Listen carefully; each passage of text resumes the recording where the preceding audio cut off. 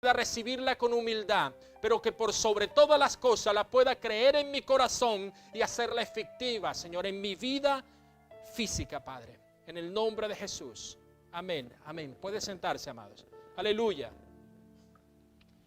La resurrección de Jesucristo es el misterio central de todo el cristianismo. Todo está fundamentado y todo camina en torno a la resurrección de Jesucristo. Por cierto, sin la resurrección de Jesucristo, nosotros los cristianos seríamos tan solo habladores, personas que hablan por hablar. Sería un palabrerío mundano. El apóstol Pablo declaró en 1 Corintios, capítulo 15, versículo 14. Él dice, si Cristo no resucitó, vana es entonces nuestra predicación, vana es también vuestra fe.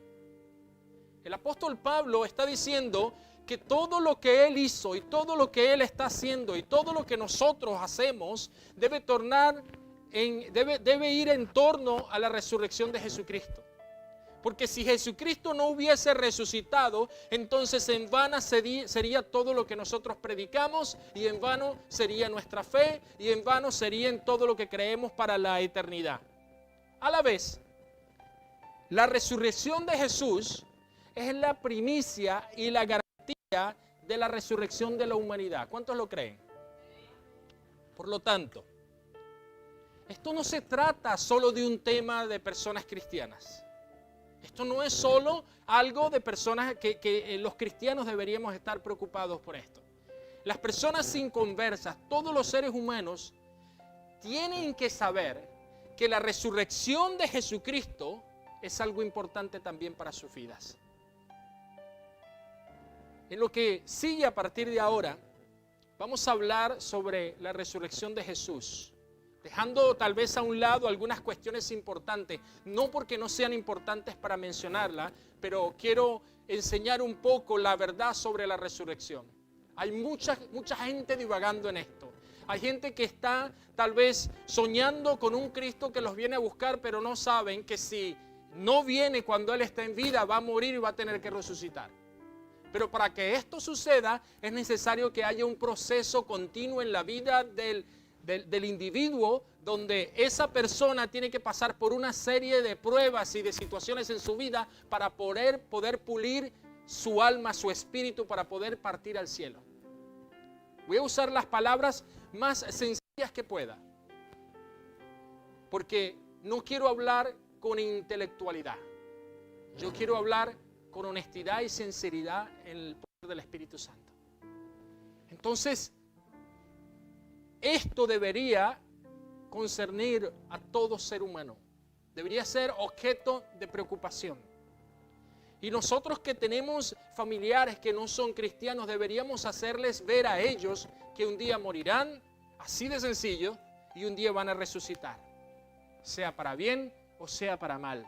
Pero un día todos nosotros estaremos delante del trono del Cordero y de Dios. Amén. Nos enfocaremos entonces en dos aspectos principales en esta tarde. El cuerpo de la resurrección de nuestro Señor Jesucristo y la función de la salvación que envuelve la resurrección. Repito una vez más, mi propósito es de ofrecer una comprensión a la luz del Evangelio, donde podamos ver con claridad, y es que ésta nos pueda proporcionar un conocimiento para que oremos en función de eso. El Señor ha estado ministrando en mi corazón durante toda esta semana.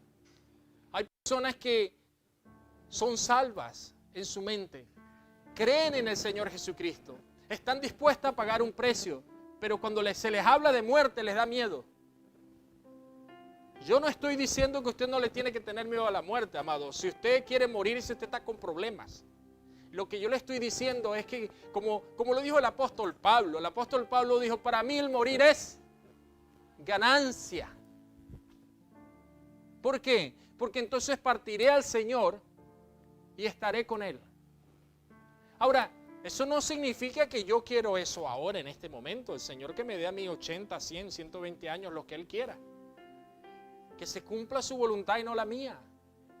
Pero es importante lo siguiente. Es importante que entendamos que si nosotros como cristianos santos, que pertenecemos al cuerpo de Cristo, morimos en este momento, partiremos al cielo. ¿Cuántos parten al cielo si mueren en este momento? ¡Aleluya! ¡Gloria a Dios! Entonces hoy me voy a dirigir a ustedes, cristianos, en forma general. Y en particular a aquellos que se sienten tienen un poco de incertidumbre y que luchan con dudas en relación a este punto crucial como lo es nuestra fe en la salvación, en la resurrección. Amén. Punto número 1. La verdad de la resurrección abarca toda la historia. Lo hemos dicho aquí infinidad de veces. Todas las personas que se paran aquí a predicar lo mencionan de una manera u otra. Cuando Jesucristo nació, hubo un antes y un después. Y es interesante que ahora con la cuestión de las redes sociales se puede ver que aún los países que siguen otro calendario, el que no es el nuestro, el gregoriano que nosotros seguimos, ellos celebran el nacimiento de Cristo de su manera, de su forma. Lo toman como un día festivo. Entonces, queriendo o no, sea o no esa la fecha, Jesús puso un antes y un después cuando nació y cuando vino a este mundo. Y no interesa lo que la gente diga. Jesús marcó la historia. Y los hechos asociados a la resurrección de Jesús se relatan en los 4 evangelios. Y hoy vamos a leer bastante Biblias. Amén. ¿A quién le gusta leer la Biblia? ¿Cuántos están escuchando la Biblia? Gloria a Dios. Esto sobre la resurrección lo hablan los 4 evangelios y también se habla en el libro de los Hechos de los Apóstoles. Las diferencias que aparecen en las narraciones de los 4 evangelios no son importantes, voy a decirlo así, para los fines de lo que vamos a hablar hoy. Por favor, sígame. Escúcheme bien lo que estoy diciendo. Yo no estoy diciendo que lo que dicen los evangelios no son importantes. Yo estoy diciendo que la manera como se menciona nos va a llevar en esta tarde a mirar con otra perspectiva, porque nos falta algo para creer más en la resurrección de Cristo. Y si a ellos, los apóstoles, les faltó eso, yo se los garantizo, el Espíritu Santo me lo reveló en esta semana, amados. Hay muchos aquí en la iglesia que les falta eso, que les faltó a los apóstoles. Entonces, por eso no quiero que malinterpreten lo que estoy diciendo, que no es importante lo que los evangelios dicen al respecto de la resurrección. Al contrario, lo es para apuntarnos a algo que no debemos hacer porque ellos lo hicieron y estuvo mal. Y yo se los voy a explicar. Se los voy a explicar. Estas diferencias que aparecen en estos 4 evangelios, ellos fueron escritos dirigidos a una audiencia diferente. Amén. Ellos lo escribieron con la finalidad de que romanos, de que hebreos y toda esta gente que vivía en su época entendieran lo que ellos querían pasarle. Era una audiencia específica. Lo que es completamente seguro y claro es que el núcleo de los 4 relatos es el mismo. O sea, no importa a qué audiencia fue dirigida. El núcleo central es Jesús. Su nacimiento, donde vivió, su muerte y su resurrección. Y no importa el ministerio de Jesús, su nacimiento, el ministerio, su muerte y su resurrección. Entonces no importa lo que haya sucedido alrededor o a quién fue escrito estos evangelios. Lo que importa es que todos tienen ese núcleo central, nuestro Señor Jesucristo y el evangelio a todas las naciones. Puede decirse que todos los evangelistas presentan la misma serie de hechos, pero con ciertas diferencias de perspectiva. Todos estamos aquí familiarizados con la historia de la muerte y la resurrección del Señor. Todos sabemos. Y aún las personas allí afuera en la calle, usted les pregunta y ellos saben alguna cosa con respecto a Jesús, a su muerte y a su resurrección. No importa si usted recuerda hoy o no todos sus detalles. Cuando nosotros repasamos los hechos referidos a la resurrección de Jesús en los 4 relatos de los evangelios, se comprueba allí sin dificultad que, escúcheme bien, ni la tumba, esa tumba vacía, ni el testimonio de las primeras mujeres que visitaron su tumba, escúcheme bien, ni el testimonio de los apóstoles a Tomás, cuando le hablaron del Jesús resucitado, ni aún la presencia física de Jesús frente a los discípulos, a sus apóstoles, bastaron por sí mismos para que reconocieran verdaderamente que Él había resucitado. Yo se los voy a comprobar hoy. Y por eso les pido que tengan paciencia y me sigan con mucho detalle. Porque aún ellos fallaron en esto. Tenían a Jesús enfrente y fallaron. Todos los que inicialmente vinieron a la tumba necesitaron de algo más. Y ese algo más es lo que justamente hace falta hoy en día a todos los cristianos y a todos aquellos que hablan de Jesús. En todos los casos, con una única excepción aparente allí, que también se los voy a mostrar. Los evangelios nos muestran que fue necesaria una intervención divina para que reconocieran dicha verdad. Y a nuestros días es necesario esa intervención divina. Usted ve, las personas reconocen que Jesús es el Hijo de Dios, pero no lo aceptan. Las personas reconocen que Él murió y de una forma muy vaga en su mente creen que Él resucitó, pero no creen que un día vendrá a juzgar. Y eso es terrible, porque eso nos va a llevar entonces a una desestabilización mental, pensando que porque soy escogido no puedo fallar. Amén. Por eso le digo, sígame con mucho detalle. Vamos a ver algunos pasajes bíblicos que reafirman lo que yo acabo de decir. Mateo 28, 5, 6, por favor. Aquí cuenta que unas mujeres fueron a la tumba de Jesús y vieron un ángel, el cual se dirigió a ellas y les dijo que, mujeres, no temáis, vosotras, porque yo sé que buscáis a Jesús, el que fue crucificado. No está aquí, pues ha resucitado, como dijo. Venid, ved el lugar donde fue puesto el Señor. ¿Quién estaba allí? ¿Quién las guió? Un ángel. Luego las mujeres salieron para dar la buena nueva a los otros discípulos. Y entonces Jesús mismo se mostró ante ellas. Mateo 28, 8 al 9, por favor. Jesús mismo se les presentó y le dijo,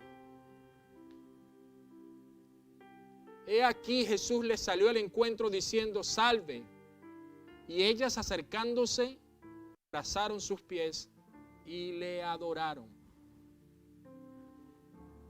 Allí vemos que no es la tumba vacía la que indica que Jesús resucitó, sino que es una intervención divina. ¿Qué fue lo que ellos pensaron inicialmente cuando fueron a la tumba? ¿Cuál fue el primer comentario que hicieron? Se han robado el cuerpo del Señor.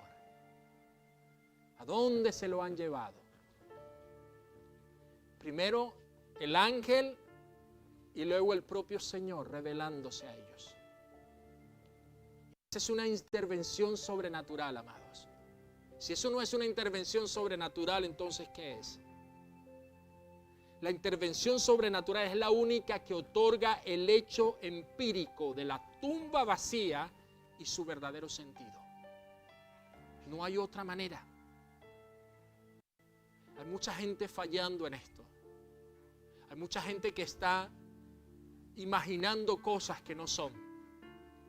Marcos nos cuenta también que unas mujeres llegaron hasta la tumba de Jesús y allí se pusieron por medio de un ángel. Dice, vamos a leerlo, Marcos 16, 14. Casi el mismo momento, la misma ocasión. Estando ellos sentados, Marcos 16, 14. Y les reprochó su incredulidad y dureza de corazón porque no habían creído a los que habían visto resucitado. Jesús entonces les reprocha a ellos. ¿Por qué no creen? ¿Por qué no creen en el testimonio de los discípulos que me vieron? ¿Por qué no le creyeron a María Magdalena, por ejemplo, en Marcos 16, 9, 11? ¿Y por qué no le creyeron a los que iban en el camino de Emaús? Marcos 16, 12 al 13.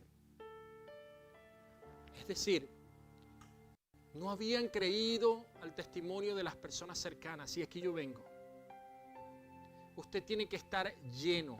Usted tiene que estar envuelto del Espíritu Santo, tener una revelación divina. Usted tiene que tener un encuentro sobrenatural con su presencia. Usted tiene que estar cerca de Él en todo momento para poder traspasar lo que es la verdad de la resurrección y Cristo Jesús. No importa cuánto usted sepa de la Biblia o cuánto usted sepa teológicamente al respecto de la muerte y la resurrección de Cristo. No importa. Si usted no ha tenido la revelación del Espíritu Santo sobre esa situación, usted jamás va a poder pasar esto a otras personas. Mi intención en esta tarde es que usted lo entienda de corazón y lo viva diariamente en fe, esperanzado en que esa resurrección lo llevará a una vida eterna. Esa es mi intención en esta tarde.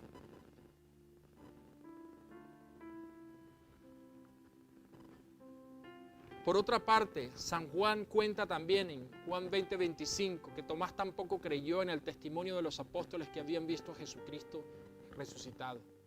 Vamos a leerlo. Dice, entonces los otros discípulos decían, hemos visto al Señor. Pero Él les dijo, si no veo en sus manos la señal de los clavos y meto el dedo en el lugar de los clavos y pongo la mano en su costado. ¿Qué dice? No creeré. No lo voy a creer. No importa lo que me digan, no lo voy a creer. De modo que en distintas ocasiones el testimonio de los hermanos de fe no bastó para que los demás reconocieran la verdad de la resurrección. Pero la dificultad a captar, amados, en esta tarde, la verdad de la resurrección va todavía un poco más lejos. Porque incluso aquellos que vieron a Jesús no pudieron reconocerlo. Y por eso hay tanta gente hoy en día creyendo en tantas cosas. Por eso hay tanta gente creyendo en tantas pastores, evangelistas y personas que dicen ser llamados pero no son llamados por el Señor. Por eso hay tanta locura. Vamos a leerlos. Lucas, capítulo 24, del 15 a 16. Aquí va a hablar del camino a Emaús. Los discípulos que iban conversando entre sí cuando sucedió que mientras hablaban y discutían entre sí, Jesús mismo se acercó y caminaba con ellos. Mas los ojos de ellos estaban, ¿qué?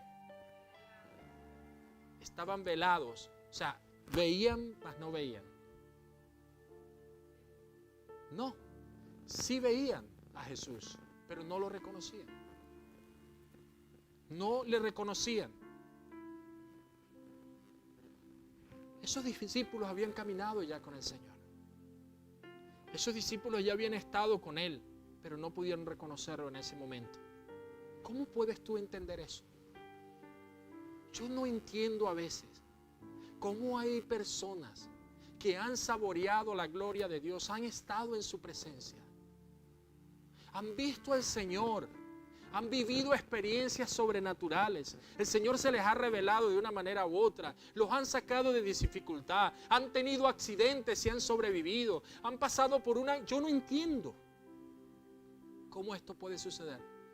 ¿Cómo puedes probar a Dios y dejarlo a un lado? ¿Cómo puedes probar al Señor, estar cerca de Él y de la noche a la mañana volver al pecado? ¿Cómo es posible eso? Lucas, allí mismo él lo aclara en la expresión. Él dice, sus ojos estaban velados para que no lo conociesen. En realidad, ellos habían estado con Jesús, pero no habían tenido un encuentro con Él cercano.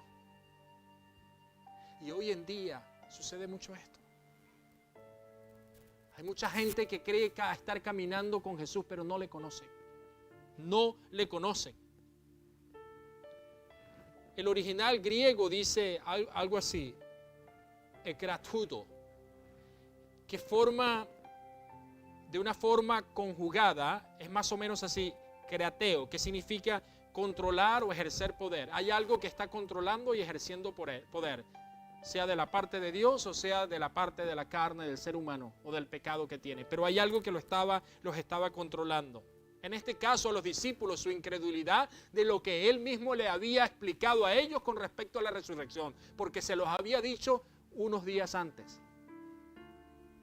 Y les dijo, vendré y los buscaré. Y les dijo, voy a morir y el tercer día resucitaré. Pero para ellos les pasó así, como a muchos de nosotros hoy en día.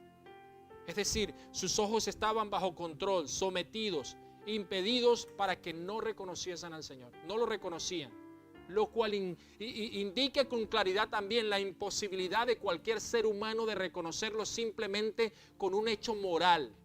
Porque soy el pastor, yo conozco al Señor. No, mi amado, porque soy el diácono, porque soy el evangelista, porque soy el teólogo, porque soy el maestro, yo reconozco al Señor. No, usted va a reconocer a su Señor cuando usted tenga intimidad con Él. Cuando usted viva una vida conforme a la voluntad del Señor. Solo así usted podrá. Ahora, en el caso de estos apóstoles, hermanos, no dependía directamente de factores humanos o mundanos, como alguien que no puede ver, o que es miope, o que es ciego. No dependía de eso. Había algo en ellos que los estaba bloqueando. Ellos no estaban distraídos por la luz de donde ellos estaban caminando. Ahora, fue solo después, cuando esos discípulos, escúcheme bien con atención, fue solo después, cuando estos discípulos invitaron a Jesús, ¿escuchó bien? Cuando lo invitaron de una manera más íntima, más cercana a Él, solo allí el Señor se les reveló. Entonces hay un proceso, hay una condición. El Señor solo se te va a revelar a ti cuando tú lo invitas a entrar en tu corazón. Que ¿cómo lo sé? Busque allí en Lucas 24, 30, 32. Dice, y aconteció que estando sentado con ellos a la mesa, ¿dónde estaba? Estaba comiendo con ellos. Ya había intimidad. Usted no va a llamar a alguien a su casa que usted no conoce. Entonces ellos llamaron al Señor para que comiera con ellos. Dice que tomó el pan y lo bendijo, lo partió y les dio. Entonces les fueron abiertos los ojos y le reconocieron. Usted va a reconocer a alguien cuando usted tiene algún grado de intimidad con esa persona. Y mi Jesús no es diferente. Cuando usted invita a Jesús a habitar en su corazón, y cuando usted le invita a Él a hacerse dueño de su vida, cuando Él viene a usted, así sea a kilómetros, usted le conoce. No importa si es una pequeña nube. No importa si es de la palma, del tamaño de la palma de una mano. Usted va a saber que la gloria de Dios va a ser manifestada a su alrededor, porque quien viene es el Dios Todopoderoso y Él viene a su encuentro. Ese es mi Dios. Ese es mi Señor. Una lectura superficial de ese pasaje que acabamos de leer podría sugerir que cuando Jesús partió el pan, lo reconocieron porque recordaron su cena con Él. Es lo que muchos dicen. Pero yo estuve indagando un poco más de esto. Y es porque ellos estuvieron con Él antes de la crucifixión. Sin embargo, otra vez, vamos a reparar lo que Él dice. La expresión de Lucas, Él dice, les fueron abiertos los ojos. En otras palabras, sugestivamente, busque por favor Génesis 3:7.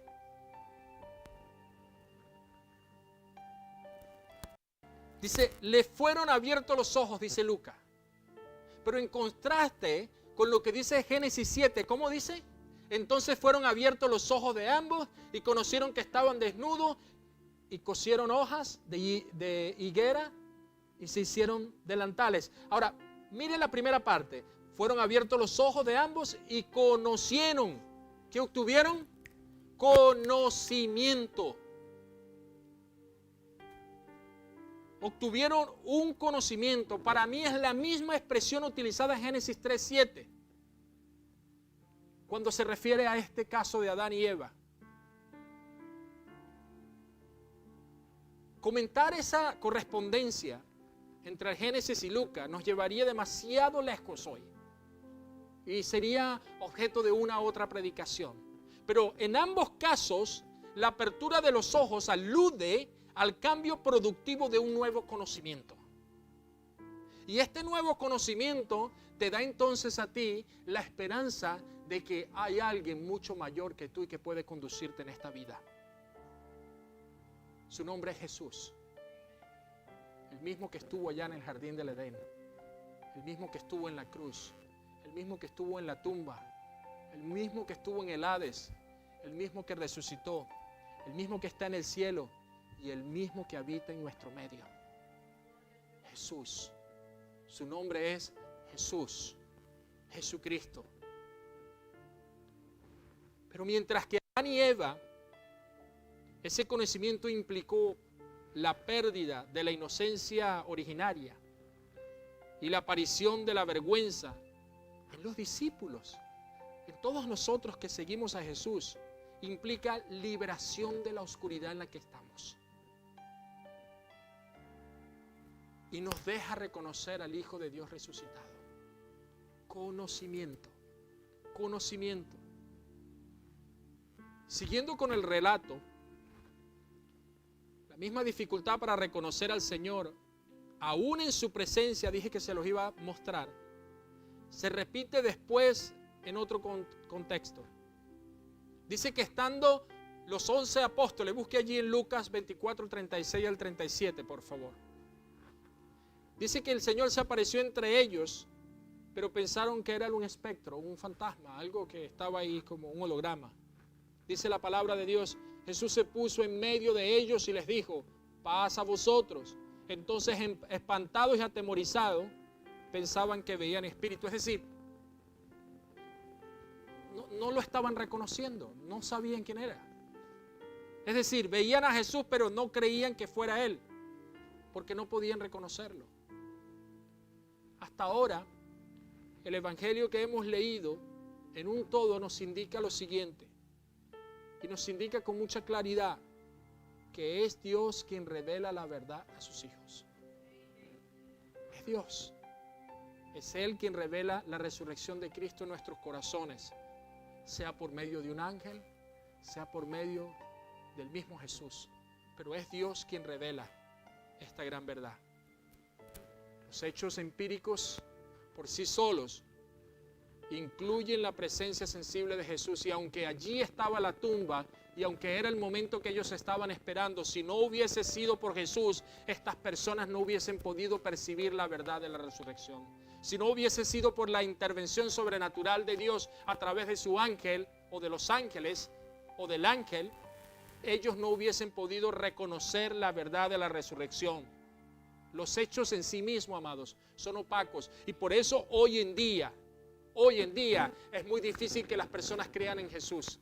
Ellos creen en un nombre, pero no creen en la verdad de su resurrección. Ahora, ¿qué implica esto? ¿Por qué estás haciendo tanto énfasis en eso, pastor? Porque si nosotros en realidad tuviéramos fe en que Jesucristo está vivo, amados, entonces comenzaríamos a vivir al lado de Él, en su presencia, en todo momento, sin temor, sin duda de que todas las cosas son posibles para aquellos que aman a Dios, para aquellos que le aman a Él.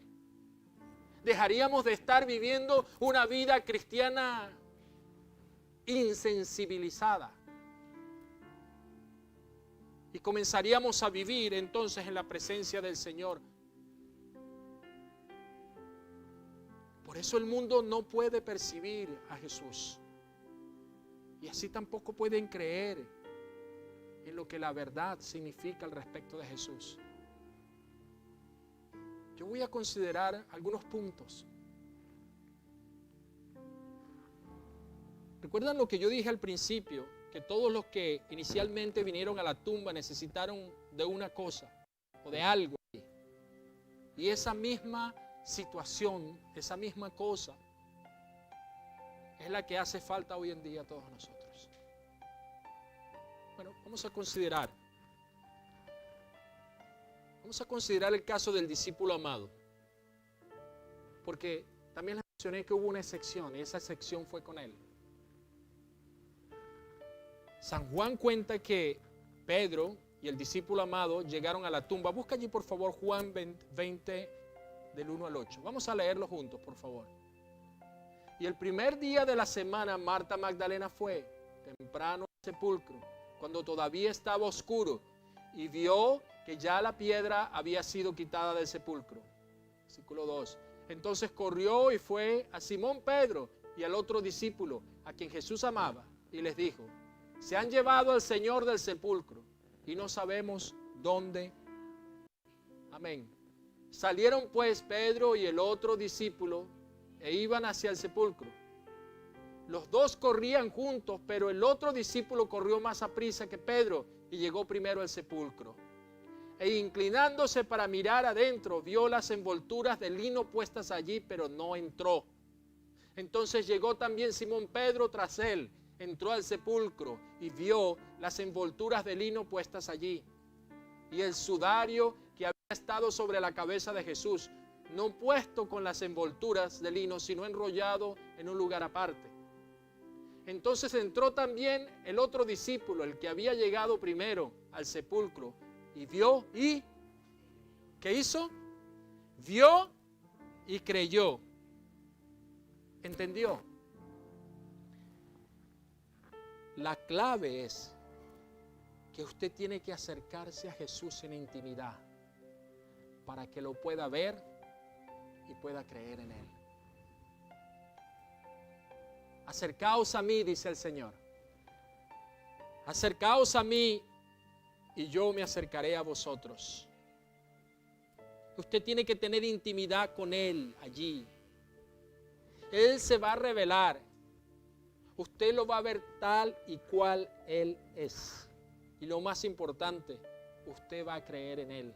Pero usted tiene que acercarse a Él de todo corazón. Esa expresión, vio y creyó, ha sido interpretada tal vez de dos formas, de dos maneras distintas.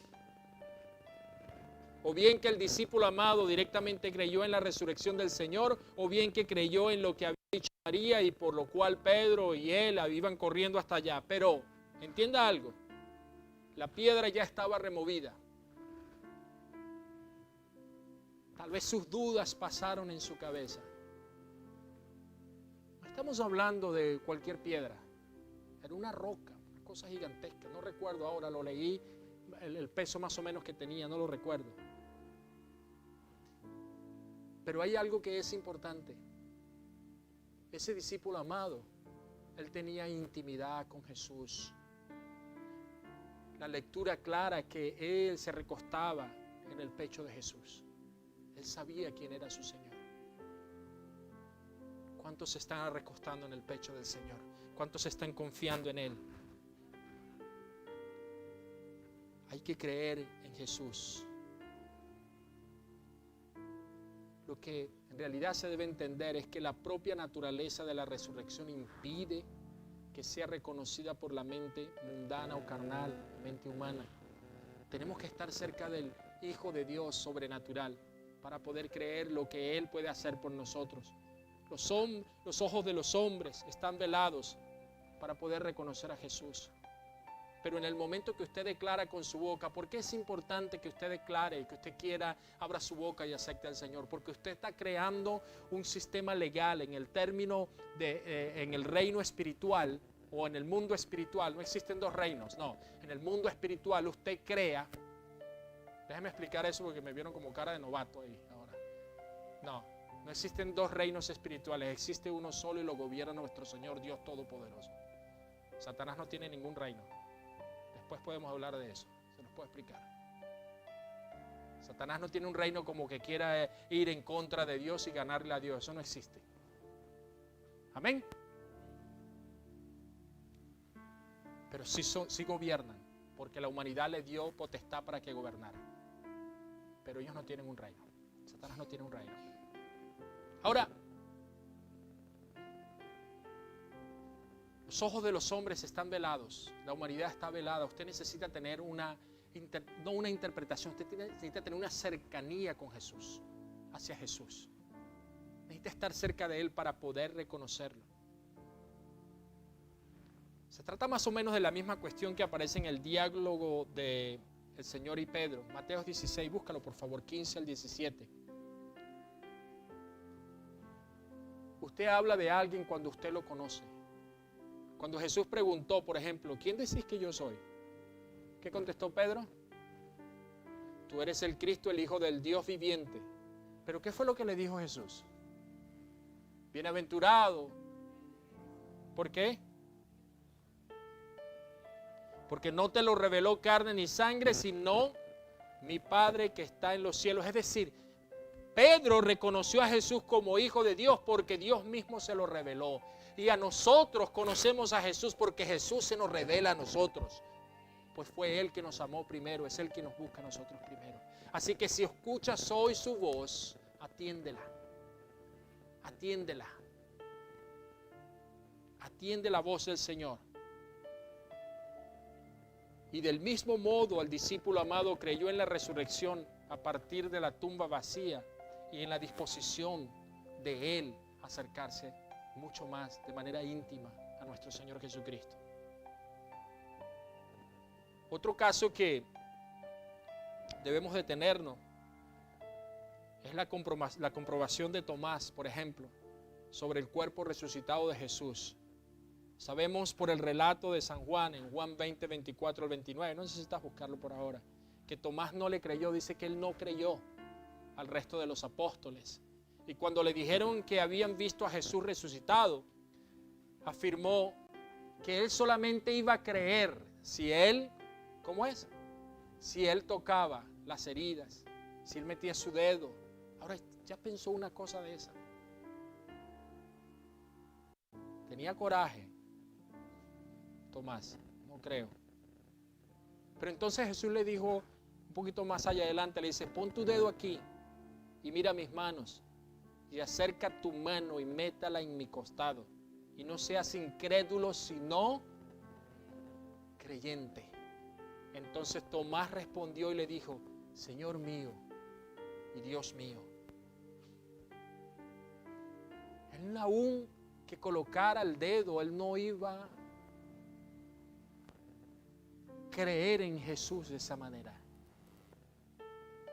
Él creyó en Jesús porque Jesús se le reveló a él. Él creyó en Jesús porque Jesús lo llamó a él. Y al igual que nosotros, amados, cada uno de nosotros ha sido llamado por Jesús.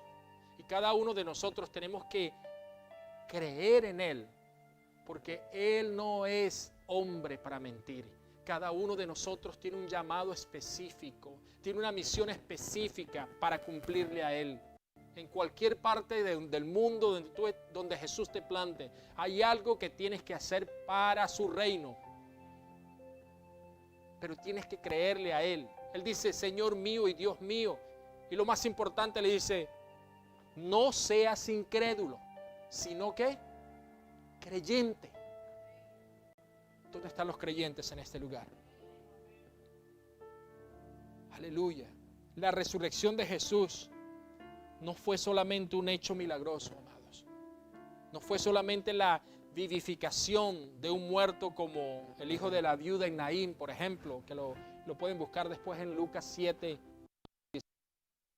o el caso de Lázaro en Betania,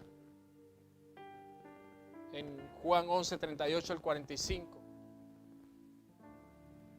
La resurrección de Jesús, amado, habla de su divinidad. A mí no me gusta decir que el caso de la viuda de Naín, cuando el Señor Jesús le volvió la vida al hijo, no me gusta, mucha gente habla de resurrección. No, eso no fue la resurrección. Él le devolvió la vida al cuerpo de esa persona porque él murió con seguridad que ese hijo de esa viuda murió, al igual que Lázaro también. Entonces él no fue resucitado. Y si vamos más adelante, la palabra de Dios enfatiza de que Él es la primicia de la resurrección. Entonces en realidad, para aquellos que confunden la palabra de Dios, no ha habido hombre que haya resucitado aún. Dios le ha devuelto la vida.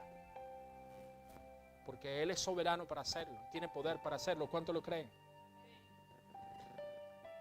Habla entonces de su divinidad, de su identidad mesiánica y del cumplimiento de las Escrituras.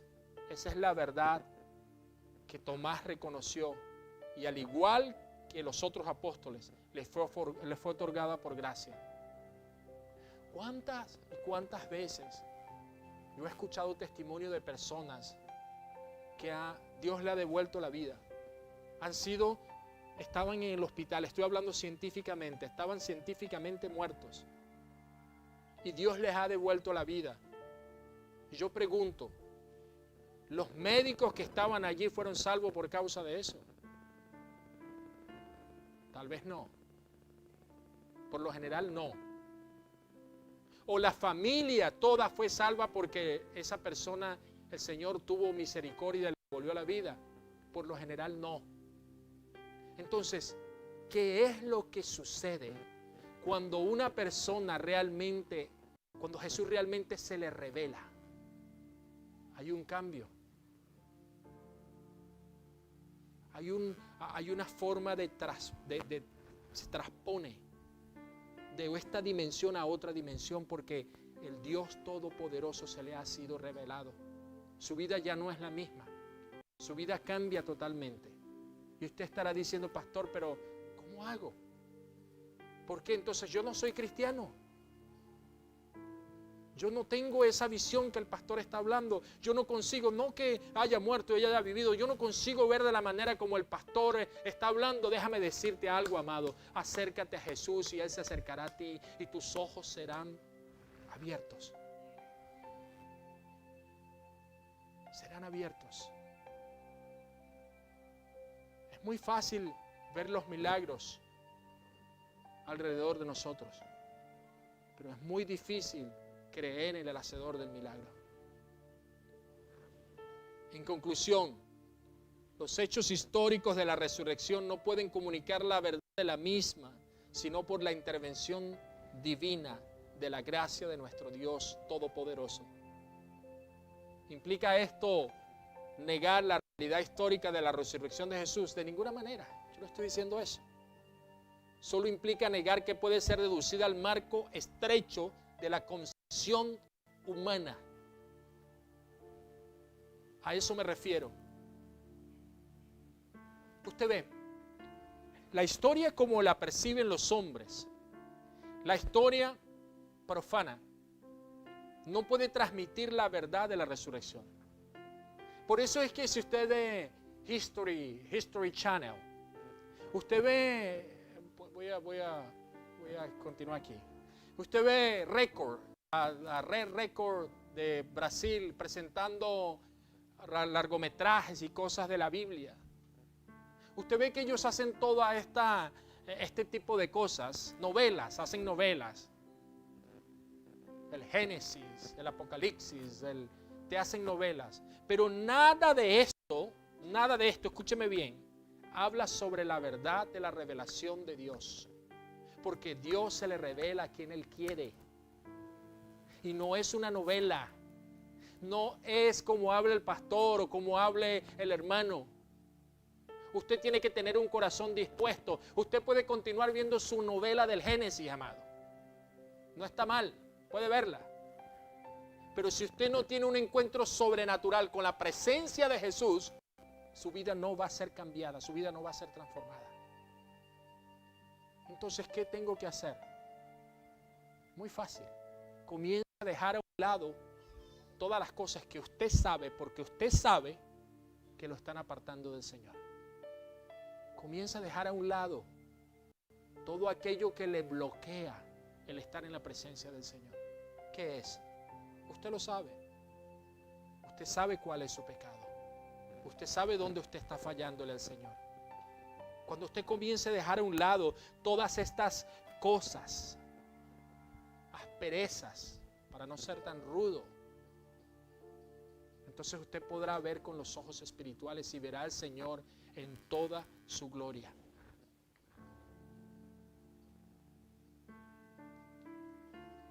Busque 1 Corintios capítulo 12, versículo 3. Nos dice el apóstol Pablo que nadie puede llamar a Jesús Señor si no es por el Espíritu. Es decir, por revelación.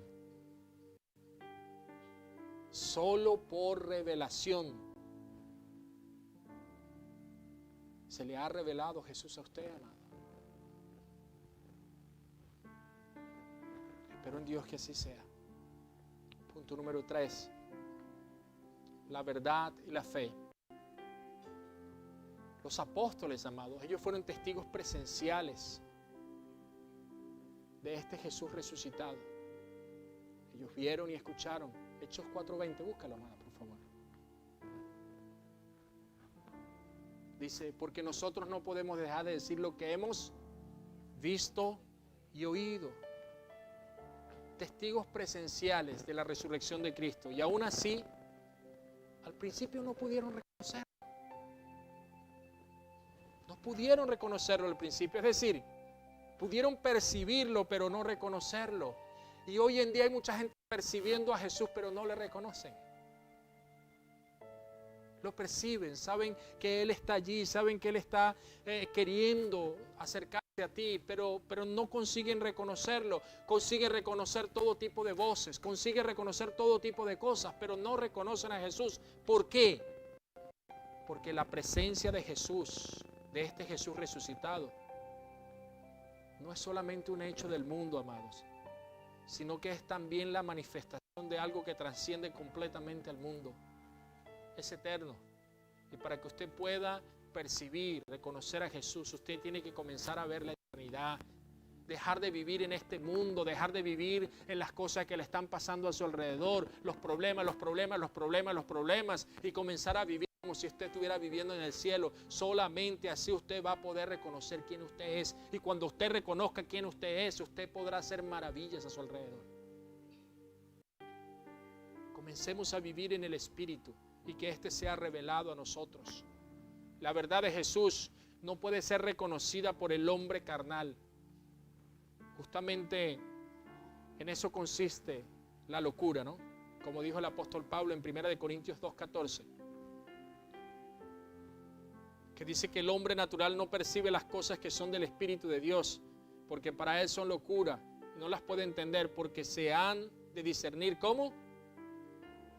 Por eso Jesús les anticipó a sus discípulos que tras su partida el Espíritu Santo vendría para guiarlos a la verdad. Juan 16:13-15 dice, pero cuando venga el Espíritu de verdad, Él los guiará a toda la verdad.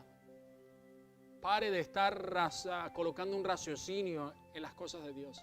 Deje que el Espíritu Santo lo guíe. A los apóstoles se les dio la gracia de poder vivir y escuchar cerca, ver de cara a cara al Señor. Y por eso son testigos de ellos. Y por eso hoy, para la gloria del Señor, estamos predicando de ese santo evangelio. No son testigos por una profunda fe. Una fe profunda también existe en otras religiones. Entonces, ¿qué es lo que yo quiero decir en esta tarde? Usted tiene que acercarse a Dios para que Dios pueda ser revelado. Señor, yo tengo fe, yo sé quién tú eres. No.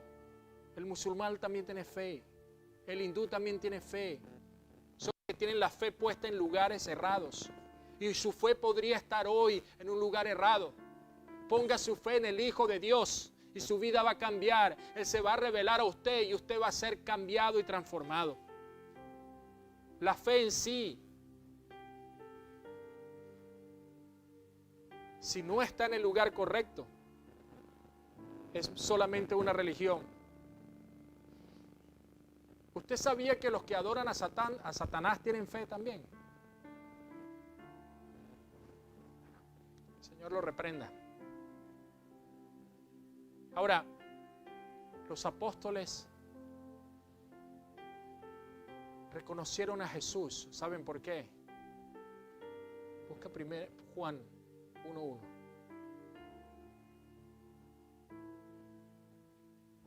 Aleluya. ¿Saben por qué reconocieron a Jesús?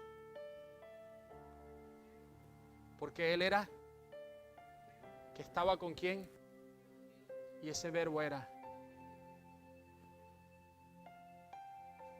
Conocieron y reconocieron la verdad, porque es la verdad, Y solamente la verdad que te dará el conocimiento de quién es Dios.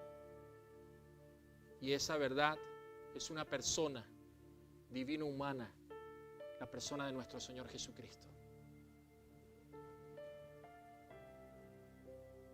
Nosotros debemos distinguir entre la fe como una convicción subjetiva y la fe como un reconocimiento de la verdad.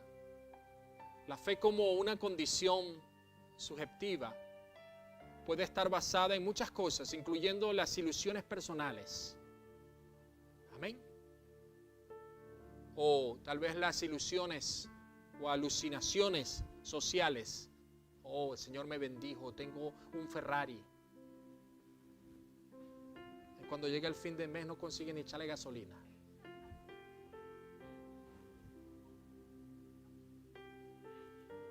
No tiene cómo pagar el insurance. Pero el Señor me bendijo, me lo dio. No, amado. Usted está corriendo detrás de cosas que Dios no le ha dado. Usted está usando su vida y usando la palabra de Dios como un pretexto para satisfacer sus necesidades. Ahí viene el pastor con el látigo ahora. No.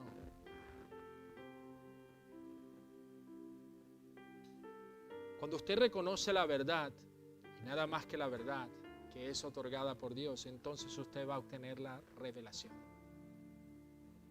La fe tiene que ser probada, porque una fe que no es probada es una fe que no es confiada.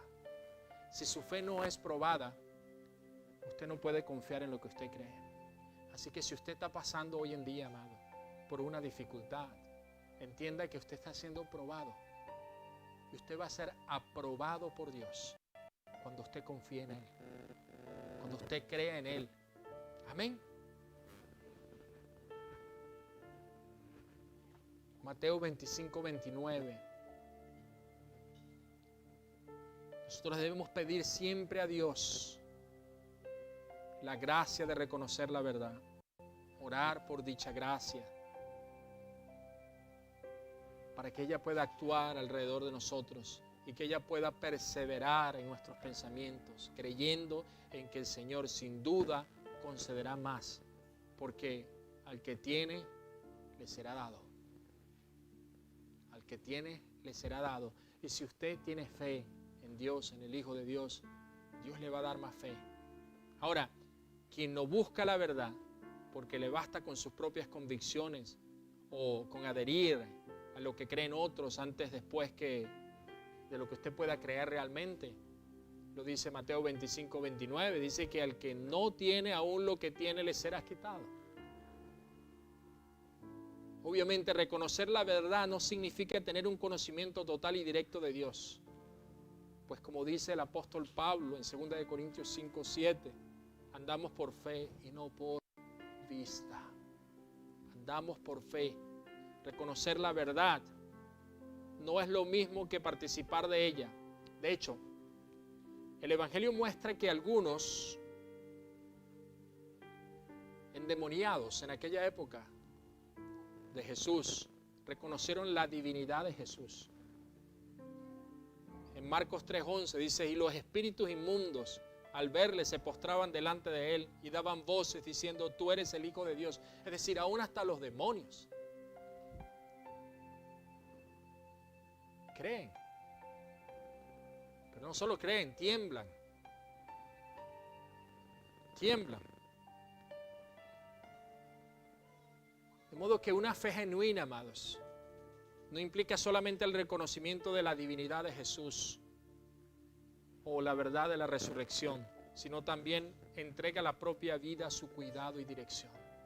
Y esa es mi oración en esta tarde, que su fe esté fundamentada en la persona del Señor Jesucristo, para que Él pueda tener cuidado de vosotros. Y no solo eso, pueda también direccionarlos, guiarlos. Punto número 4, el cuerpo de resurrección. Lucas 24, 36 al 43.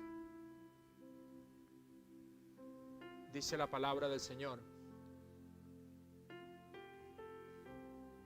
36 al 43 dice: mientras ellos relataban estas cosas, Jesús se puso en medio de ellos y les dijo: paz a vosotros.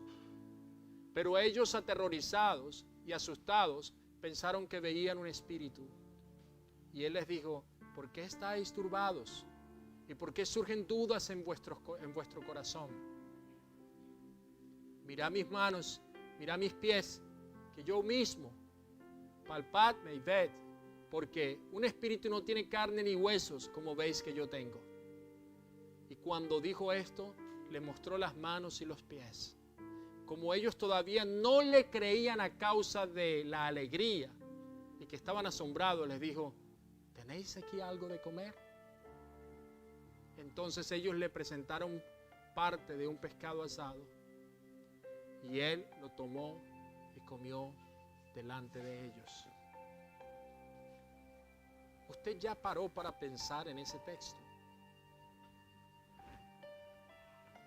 Y aún como los discípulos no creían, pidió de comer y comió delante de ellos. Por su parte,